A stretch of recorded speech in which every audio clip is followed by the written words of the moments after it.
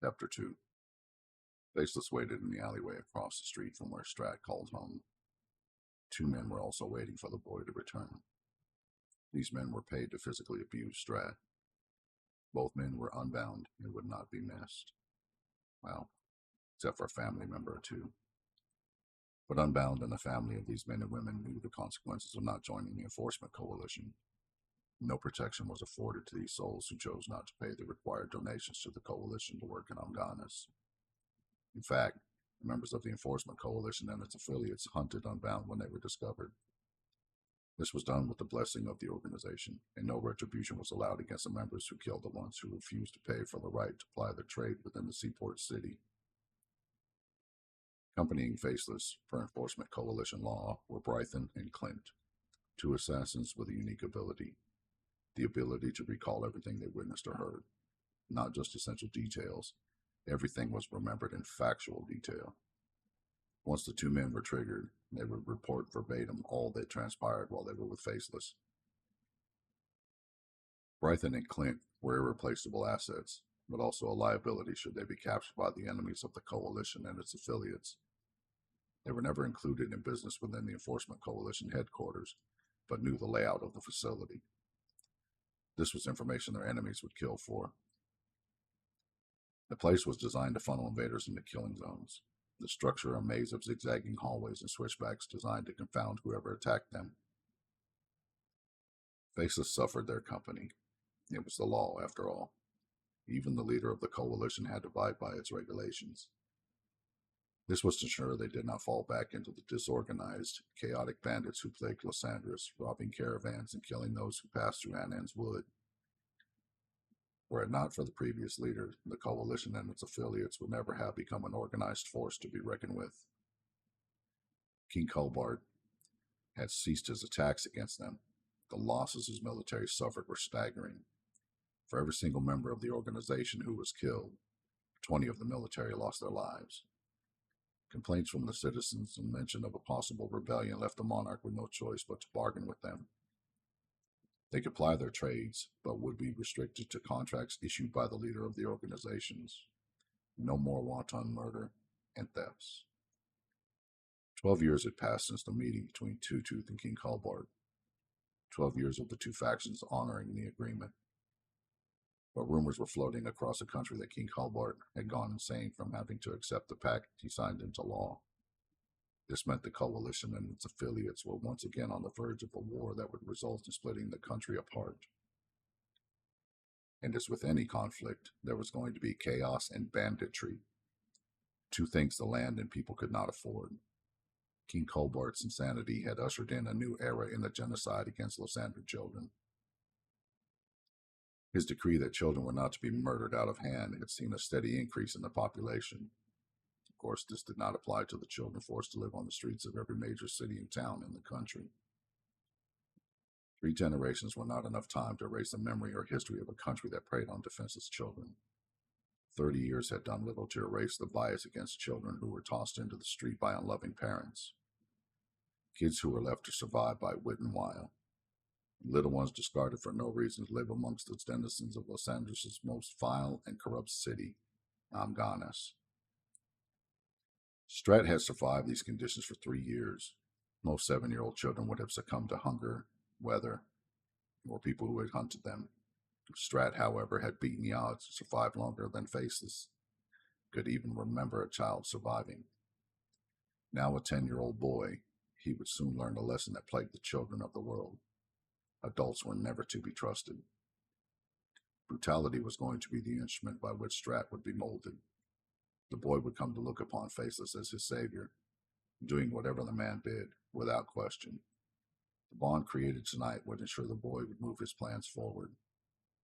In the years to come, Strat was going to become the most revered thief in all of Los Angeles. But first, he was going to be abused, brought to the edge of death.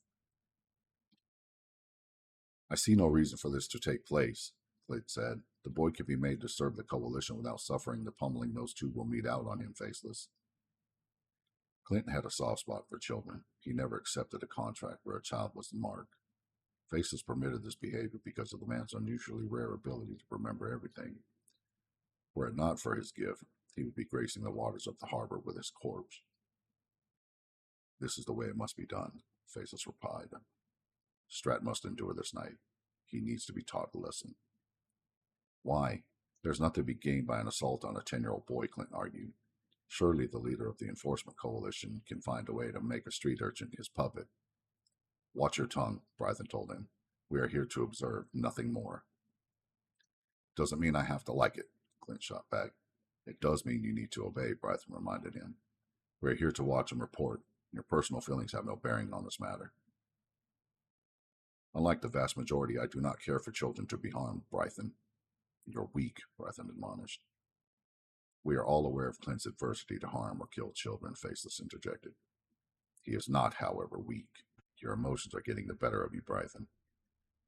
I am not the one voicing displeasure at what is to come, Bryson replied.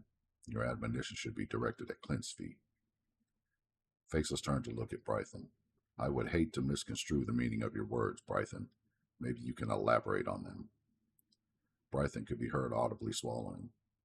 Clint is speaking out against your wishes, Faceless. He knows this is going to happen regardless of his words. I think he should stop running his mouth and be silent. Are we going to force people to remain silent when they speak from their heart? Faceless queried. Shall we become like King Colbart and kill anyone who does not agree with us? Are you telling me you would rather become the thing I hate than allow a fellow member to speak his mind? This is why I must allow Strat to become a victim, Faceless thought to himself. I have to watch as this boy suffers, allaying suppositions of favoritism concerning Strat. Should I discard Clint because he has no desire to kill children? Faceless demanded. I should just throw away the gift he carries for the aversion to killing little ones? Lose an asset because you don't agree with him? Do not kill him, Clint said, noticing the blade in Faceless's hand.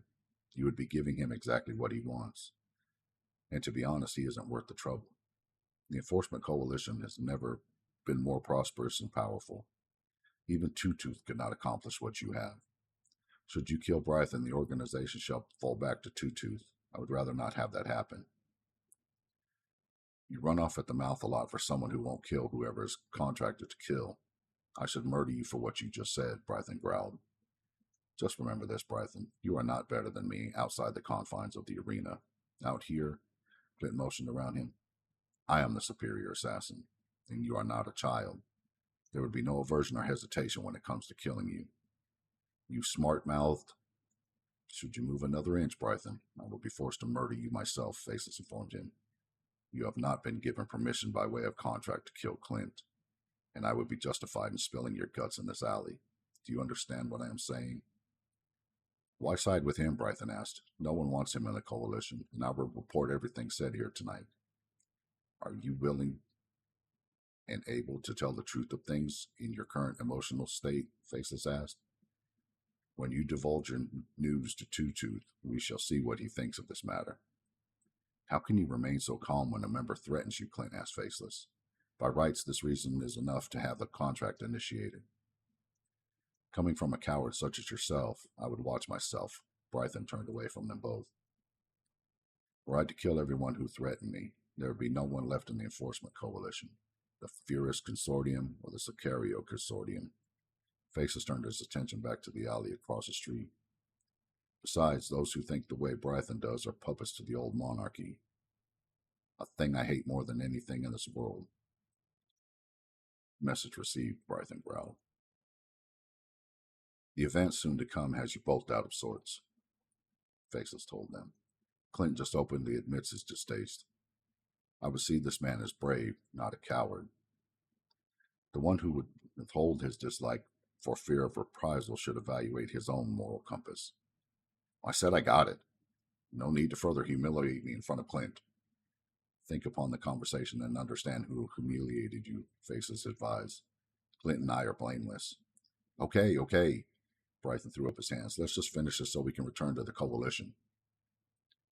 Strat approaches, Faceless announced. Still don't understand how you can tell. I hear nothing, Clint said. And before you ask, Bryson said, I hear nothing either. The three of them watched as Strat rounded the corner, his eyes on the apple in his grimy hands. The boys bumped into one of the men hired to abuse him. apologizing as he sidled past the man. Faceless could hear every word being exchanged between the Unbound and Strat. He knew Clint and Brython could not. It was why he chose this spot to watch the thrashing to take place. Strat attempted to bolt from his antagonist. After a look at his companion, the man leaning against the wall quickly gave chase and caught the boy. He brought Strat back to where the offended man waited and threw him to the ground at the man's feet. The boy's hands were bleeding where the wooden fence had dug into them as he attempted to pull away from his captor. This could easily be fixed with a simple healing spell. The boy would need his hands in perfect working condition to accomplish the lifts of death. Faceless had planned for Strat. Faceless knew the fallout over the two Unbound would be minimal. This was his reasoning when he hired them. He had planned to kill them both once they served their purpose, but the addition of the brutality would justify his actions. Well, unless their families did not understand the laws concerning what happened to Unbound and Joron, nothing further would come of this. Should this not be the case, he would kill the families as well. Faceless heard a well-placed kick destroy the gillip in Strat's pocket, and the boy had stolen it from a cart in Amganis and had run pell-mell back to this alley he called home. The look he glimpsed between the boy's blows raining down on the boy was one of devastation. Strat's sobbing became more violent in its assault. The child was crying his misery into the night. It was a soul-wrenching cry, a cry of utter despair and pain. Strat was emptying himself on the ground in the filthy back street of Seedy Acres and was soon become the most prolific thief in the world. This whole situation was devised to bring the boy into the Enforcement Coalition as its next leader. 3 years of planning had been enacted this night just to influence a 10-year-old boy to join an organization that would spread across the globe under his leadership. Two-Tooth, Faceless's mentor, urged him to reconsider how the boy was brought into the fold. Still, Faceless had himself suffered the same humiliation and pain that Strat was enduring now, and Two-Tooth had been the one to rescue him. Thus Strat would be forced to experience the same treatment to become the leader. Faceless was uncertain if his mentor had let him be pummeled all those years ago, or if the man had come just before they killed him as he claimed. No amount of prodding or investigation brought Faceless closer to the truth. No one who was involved with this life-altering encounter was alive to tell the tale. Other than Two-Tooth and himself, no one could help him discover if his mentor had set him up to be brutalized. Drugs did not work on Two-Tooth. He had drugged many of his mentor's drinks with powders designed to wring the truth from a person. He even hired warlocks and wizards to read Two-Tooth's mind. Not one was able to draw the memory from him. All failed, leaving him no closer to the truth. The night changed his life forever, and whoever was behind the horrible incident would remain a mystery forever. How long must we watch this? Clint asked, his voice a silent whisper. Until Faceless decides it's time to intervene, Brython announced quietly. Both of you are supposed to be watching and remembering, Faceless admonished. Please do what you were brought here to do. He has a punctured lung, Clint said. He will die from this before too long. And Faceless said, we are here to watch, boy. Even for you, that was unnecessary, Clint rejoined. Resorting to insults because you feel the need to make up for your words before? Sorry state of affairs. This may be the best night for the Coalition in some time, Brython mused aloud. I might finally get the contract I need to end your life. Should you speak further of killing one of my many, Brython, I'll murder you myself. Your personal hate for Clint does not mean I will let you kill him. In fact, we may need to review your actions when we return to the Coalition. Strat began coughing and could not stop. With each exhalation, he spilled blood down his chin, onto his shirt, and the ground beneath him. The man kicking Strat had broken a rib, and the bone punctured the lung. This was the only explanation as why the boy could not catch his breath and blood spewed from his mouth when he coughed. Faceless found himself wondering if his own experience was the reason he decided it needed to happen to Strat. He had suffered and endured. Strat would do the same. All this so he could eventually arrange for the Enforcement Coalition and its affiliates to have a headquarters in every major city in the world. The way he was bringing this about did not concern him overmuch. Strat would become the leader of an organization that would rule every country from behind the scenes. And right next to him, providing invaluable information and wisdom, would be the man who saved him from death in the back street of Seedy Acres. The boy is expiring, Clint whispered. We wait, Faceless shot back a venomous whisper. Faceless needed Strat on the cusp of death. Nothing else mattered. Strat would have to plead for his life to be saved. This would ensure the Coalition law was not broken. The two assassins were not only there to provide feedback on what they witnessed, both would guarantee he did nothing against the Coalition regulations. Wait much longer and the boy will die before he can plead for his life, Clint observed. I will go when I deem the timing right, Faceless is. Now be silent.